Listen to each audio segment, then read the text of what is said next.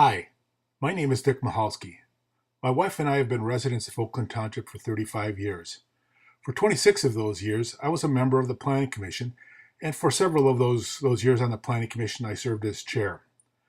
Over the last several months, I've witnessed some of the actions that our current Board of Trustees have taken, and I want to make visible to the residents of Oakland Township the type of governance we now have with our newly elected officials.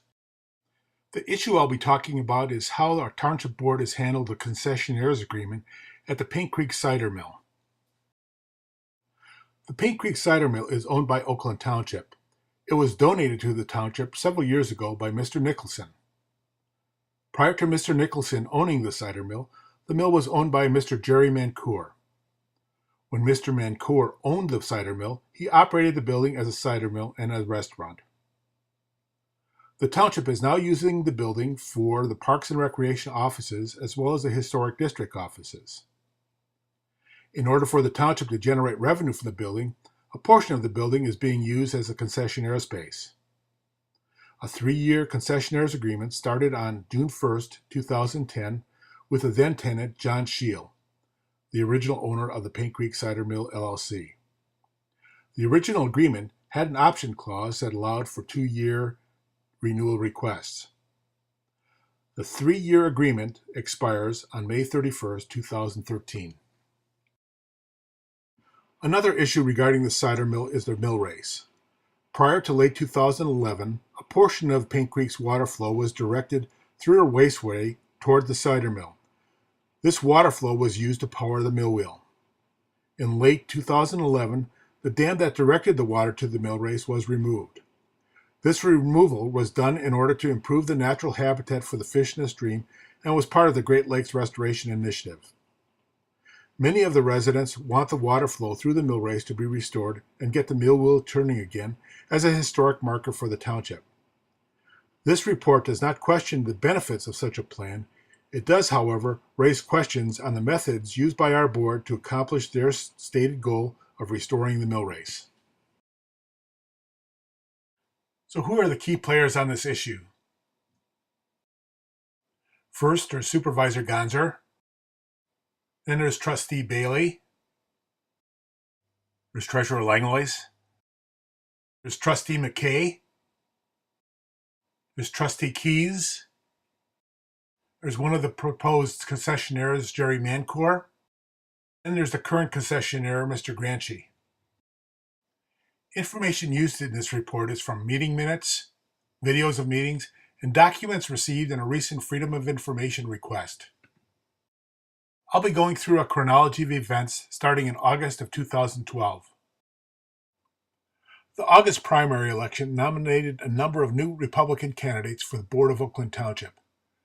Terry Gonzer was the nominee for the supervisor position. Since there were no Democratic candidates, the primary election was essentially the general election for those positions.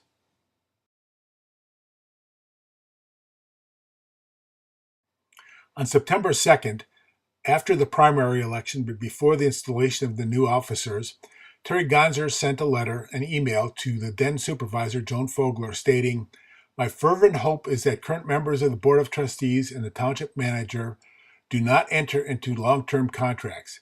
These types of changes in the closing days of the current administration would not serve the residents of Oakland Township well, and most certainly would be viewed by many as inappropriate."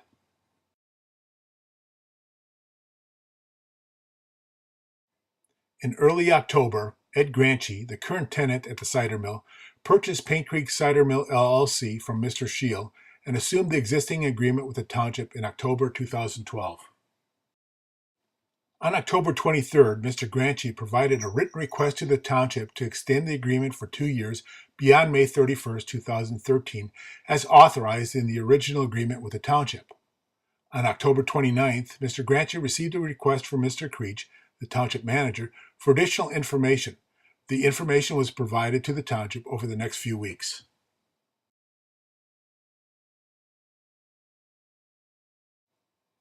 At the November 13th board meeting, Trustee Bailey indicated he had been working with Mr. Mancour on the mill race restoration project. On November 20th, the newly elected township board that ran on the platform of getting the mill race flowing and the wheel turning was installed.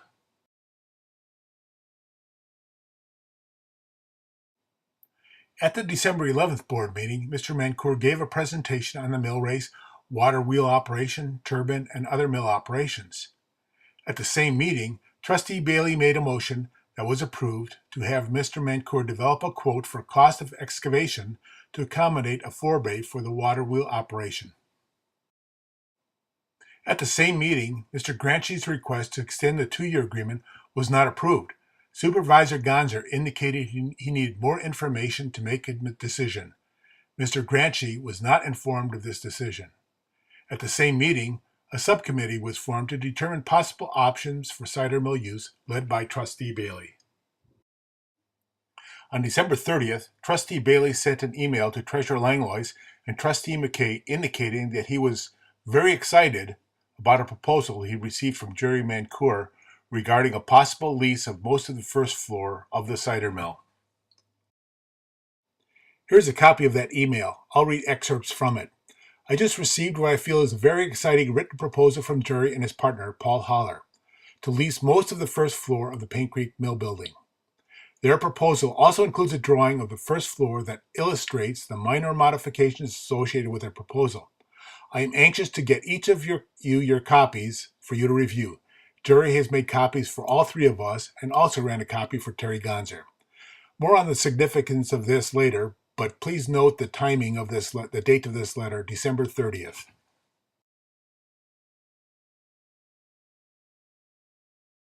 On January 7th, Mike Bailey sent an email to Terry Gonzer, and I'll read excerpts of it. Terry, wondered if you had a chance to look over Jerry Mancour's proposal. We need to establish some requirements for proposed tenants to include. I'm thinking of things like maintain and run the water wheel and turbine, press apples on site using their own purchased equipment. Of course, Jerry's proposal goes much further with grinding fresh flour on site to make bread for sandwiches, etc. But having the water wheel and turbine operating and fresh cider pressed on site are must for any proposed tenant, right?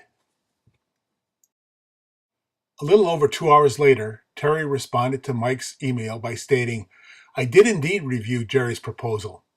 I really like his ideas and his interest in preserving, restoring, and enhancing the Paint Creek Cider Mill. I truly like his approach. I'm confident that other proposals will be less comprehensive than Jerry's. A few hours later, Sharon McKay responds to Terry and the other members of the subcommittee by stating, Jerry would be an all-inclusive tenant and he could be considered an expert with the wheel operation/maintenance.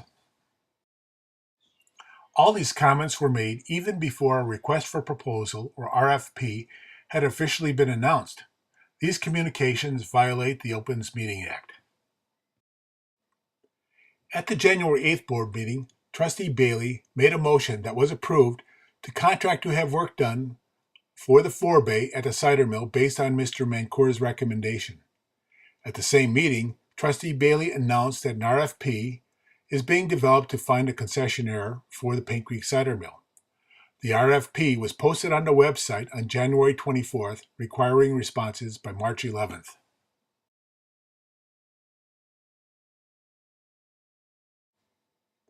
On March 5th, a tour of the facility took place for the responders to the RFP.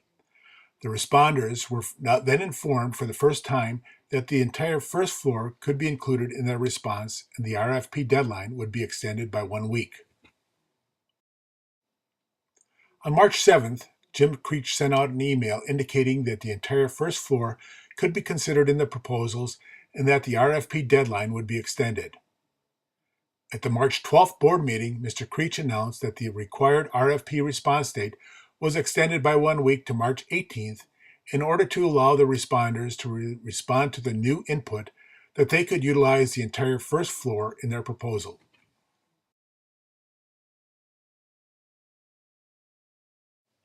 At the April 9th board meeting, before reviewing the RFP responses, Trustee Bailey indicated he had a very dear project to his heart that he had been working on for months.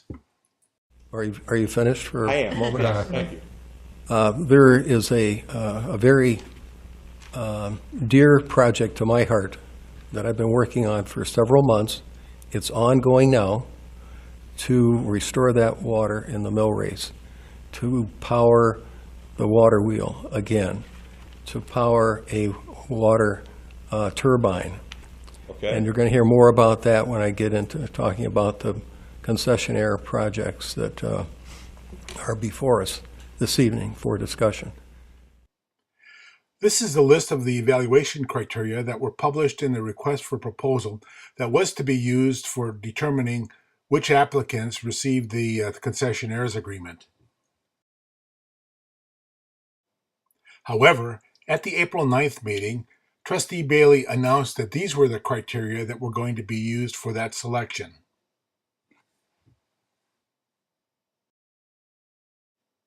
At the April 9th meeting, Trustee Bailey announced that the subcommittee had narrowed the possible awardees to the two candidates, Mr. Mancour and Mr. Granchi, based on the newly established criteria.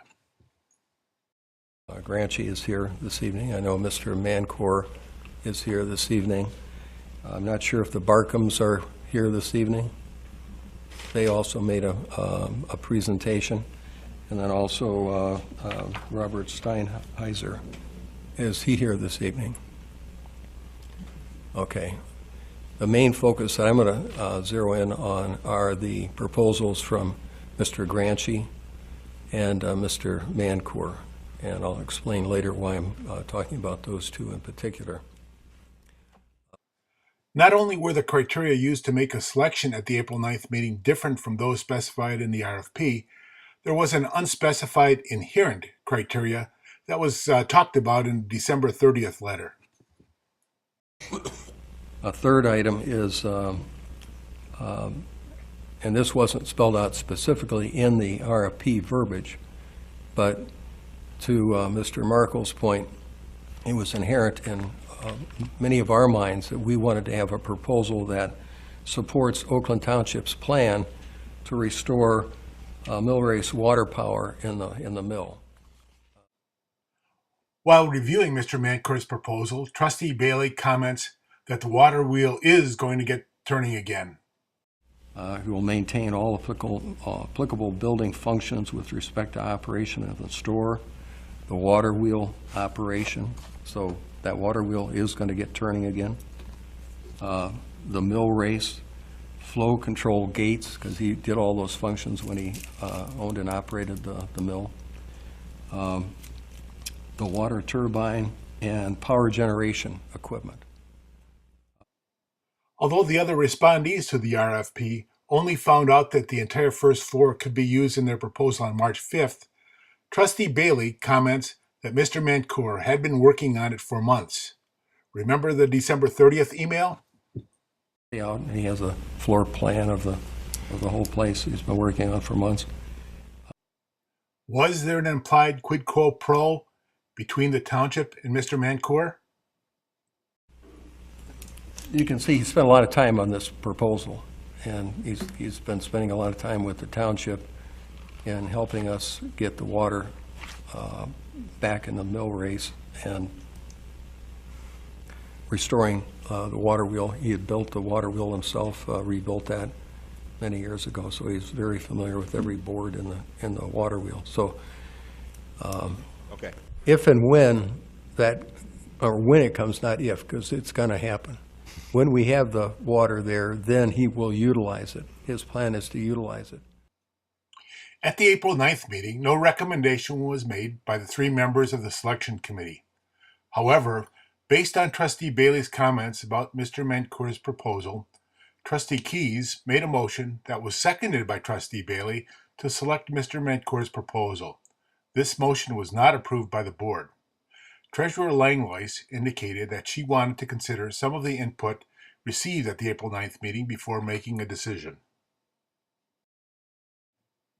A special board meeting was set for April 15th to make a decision on the proposed tenant. At the April 15th meeting, a third set of selection criteria was announced. The board used these criteria to make a decision on the proposed tenant. These are the new, now third, set of criteria used to make a selection. Two of these criteria disadvantage Mr. Mancour since they are associated with timing to convert the facility and also timing to take advantage of the township's plan to get the mill race operational. It appears the board changes the criteria to support the decision they want to make. So does the board intend to have a long-term agreement similar to the 3 to 5 year previous agreement with the selected applicants? You decide based on the following comments. The RFP process is something that the township has undertaken more than once just in the short time since the building was renovated. And I envision that it will happen again. So I hope that you and the other residents who are committed to this building can continue to be involved, and I hope it can benefit everyone by the process that we started last week and continue tonight. Peter Langlois pointed out the current concessionaire agreement gives no guarantees, could be canceled at any time for any reason, with or without cause. At the April 15th meeting, the board authorized the township manager and the township attorney to negotiate a concessionaire's agreement with Mr. Granchi based upon the terms and conditions of his proposal, as well as the expiring concessionaire's agreement. The recommendation of the committee and my motion is that we direct the township manager and the township attorney to negotiate a new concession agreement with Paint Creek Cider Mill LLC, Mr. Granchi, based upon the terms and conditions outlined in his proposal, as well as the expiring concession agreement. 3 days later, on April 18th, Trustee Bailey sent an email to Jim Creech with copies to Supervisor Gonzer, Treasurer Langlois, and Trustee McKay, providing some direction on what should be included in the agreement with Mr. Granchi. Here's a copy of that email. In it, Mike states, "One thing we must have in the contract is that the contract is for a duration of only 18 months, not 24. Should the township decide to bring in any new concessionaire at the contract, the new concessionaire would have time to ramp up their operation without having to shut down the cider mill during the peak usage months. Terry Gonzer and the committee agree that the new contract should have an 18-month duration, not 2 years." Clearly, someone got back with Mr. Bailey and informed him that his communication confirms a violation of the Open Meetings Act, because a few hours later, he retracts the statement that Mr. Gonzer and the committee agreed to the recommendation. Here's a copy of Mike Bailey's retraction letter, which was written 5 hours after the initial email. In it, he states, "I wish to retract the last sentence. It is only my recommendation that the wording of the lease agreement be set up to be 18 months, not 2 years. Do you really believe that Mike Bailey would have said Terry Gonzer and the committee agreed that the new contract should have an 18-month duration, not 2 years, if that conversation had not taken place?" As stated earlier, the board made a motion to have a new agreement with Mr. Granchi based on the expiring agreement and the RFP response from Mr. Granchi. Here's a copy of a portion of the expiring concessionaire's agreement. This agreement had an initial 3-year duration with an option to extend it for 1 or more 2-year terms. Here's a portion of Mr. Granchi's RFP response. In it, a 5-year lease is stated.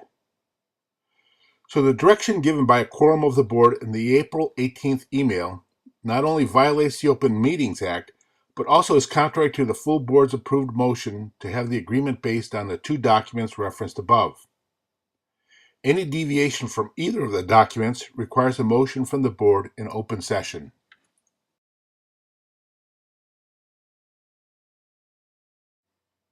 As of May 28th, it is not clear whether a contract to extend Mr. Granchi's agreement with the township beyond May 31st will occur. However, here are several questions that the residents of Oakland Township, as well as the prosecutor's office, need to consider. Do you agree with how the board has changed the decision criteria to support the decisions they want to make? Do you think there was an implied quid quo pro between Mr. Mancour and the township? Do you think Mr. Granchi and the other 2 applicants were treated fairly, given the December proposal from Mr. Mancour? Finally, do you and the prosecutor's office consider the communications called out in this video as violations of the Open Meetings Act? Here is a portion of an article published in the November 8th Oakland Press. In the interview, Gonzer said, "I want to make sure the newly elected officers and Board of Trustees make good on our campaign promises of transparency and professionalism," he said. "That wasn't just a saying, I believe in it." He goes on to say, "I want to make sure we have an ethics policy that is very clear and very definitive." The recent board actions have put new meaning to the words transparency, professionalism, and ethics. If any of these actions violate your sense of proper governance, please get involved and attend the Township Board meetings to help influence the board's behavior. Thank you.